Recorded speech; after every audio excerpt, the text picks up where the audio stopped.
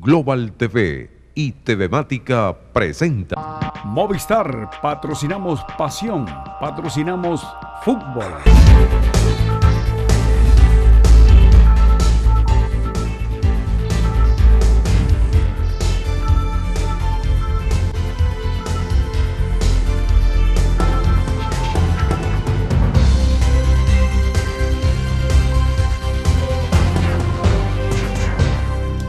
¿Qué tal, amigos? ¿Cómo están? Bienvenidos, ya listos para iniciar nuestro programa para cerrar esta semana. Bueno, y hoy estaremos conversando con Eduardo Labrador, él es dirigente del PSUV, estará Gilberto Gudiño de la Unión Empresarial del Comercio y los Servicios, y bueno, en esta parte algunos comentarios que quisiéramos compartir con ustedes.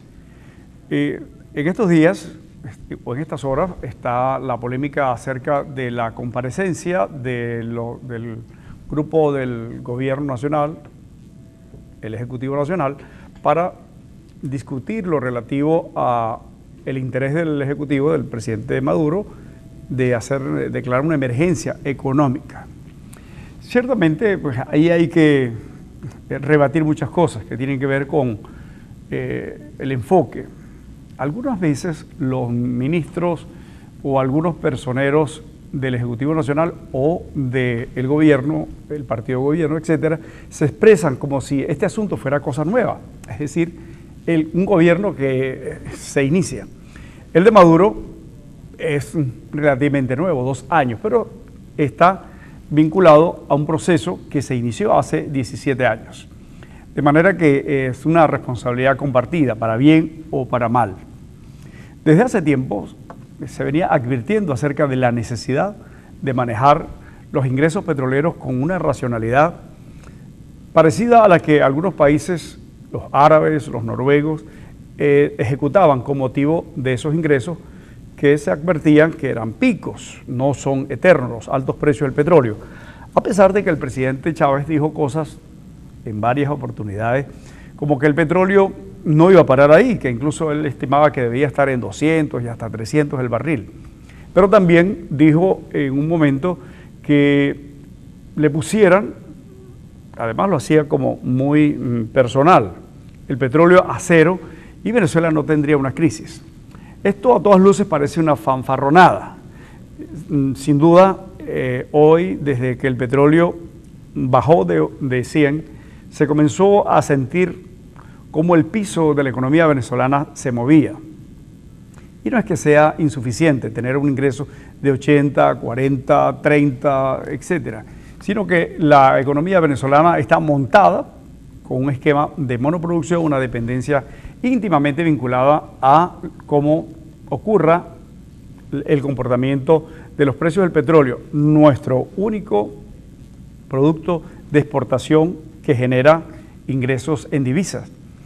Y necesitamos las divisas porque se ha descuidado el aparato productivo nacional. Entonces aquí estamos desde hace rato trayendo caraotas de Nicaragua, lácteos y carnes del sur, Brasil, Uruguay, Argentina, Paraguay, pequeños países, incluso pobres países en relación a lo que podríamos describir Venezuela, el poderoso país petrolero que podía darse el lujo de subsidiar, de subvencionar economías del Caribe o más allá.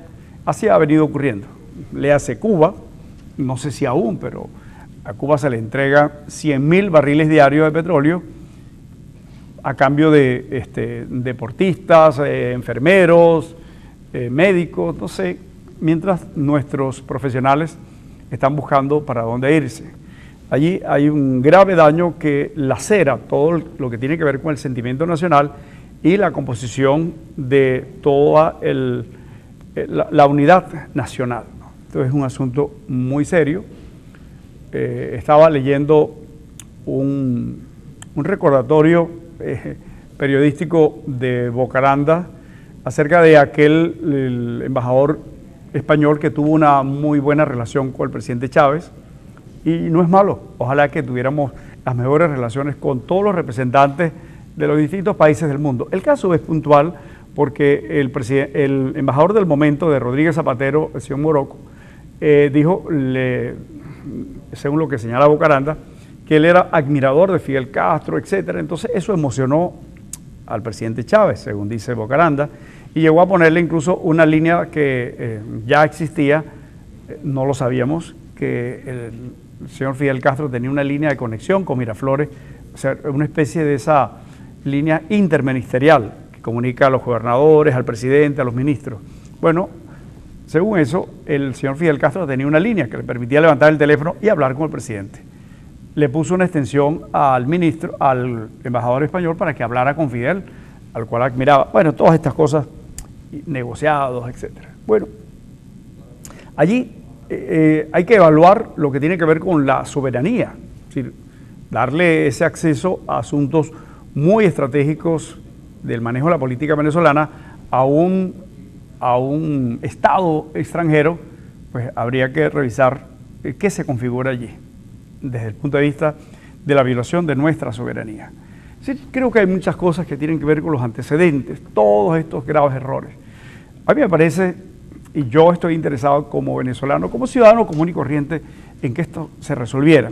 He conversado a diario, yo tengo 28 años haciendo este programa, se cumplen el 7 de marzo próximo. Y de manera insistente, además de las críticas que hemos hecho, aquellas cosas que se hicieron en la vieja Asamblea Legislativa, con las jubilaciones, no estaba este gobierno, eran otros, llamados de la Cuarta República, lo que se hizo con la Contraloría, en fin, todas estas cosas nosotros las planteamos porque es el deber de un periodista, si lo va a hacer en un medio de comunicación, debe ser honesto, decir la verdad. Bueno, y entonces hemos insistido acerca del aumento de la gasolina, cómo se pierde tanto dinero hoy sin ninguna condiciones. Creo que hay que apoyar el aumento de la gasolina, pero también hay que desmontar ese aparato estatal ruinoso, ese elefante inmenso de tantos ministerios. ¿Para qué sirven? Fíjense, son tan inútiles que crearon uno nuevo, Ministerio de Agricultura Urbana, y es tan inútil que la señora que allí se designó, que cometió unos errores tan primitivos, como aquello de invitar a sembrar en botellitas, etcétera, para ayudar a resolver el déficit, que 14 o 15 días después las instituyeron. Aquí no pasaba nada. No pasó nada cuando ingresó como ministro y cuando se fue tampoco. Es decir, no hizo falta una fiesta de despedida, no hay velorio, no hay duelo. Es decir, ese es el asunto. Muchísimos aviones. Nunca hubo en las estaciones de los aeropuertos privados tantos aviones. ¿De dónde sale? Venezuela se convirtió para algunas empresas de la aviación privada en uno de los grandes compradores, porque el petróleo, le metieron la mano, las pezuñas, la corrupción, una complicidad entre algunos privados y los funcionarios públicos. Le hace caso Rincón, se habla de 1.000 millones, el señor Nervi Villalobos, el señor Ramírez, que habrá que hacerle una profunda investigación.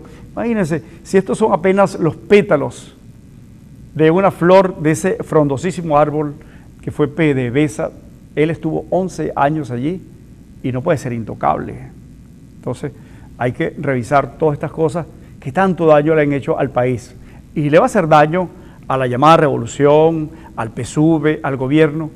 Pero eso realmente es importante, seguramente, pero lo más lamentable e importante es el profundo daño que le hace a todos los venezolanos. Estamos en una situación muy precaria, medicamentos, alimentos.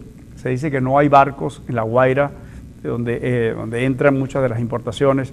No hay en Puerto Cabello, aquí tenemos también puerto. ¿Qué está pasando? ¿Qué va a pasar en los próximos meses?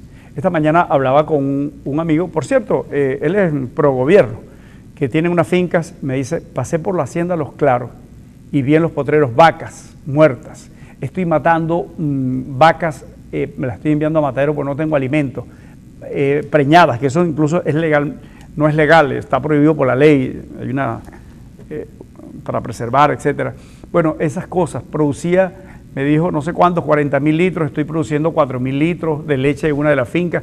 Todas esas historias terribles que nos invitan no simplemente a hacer una denuncia, sino a solicitar un poquito de racionalidad, a poner los pies sobre la tierra. Estamos en la línea muy delgada de un profundo precipicio.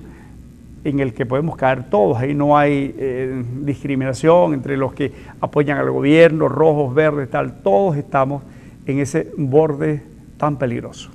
Vamos a regresar en breve.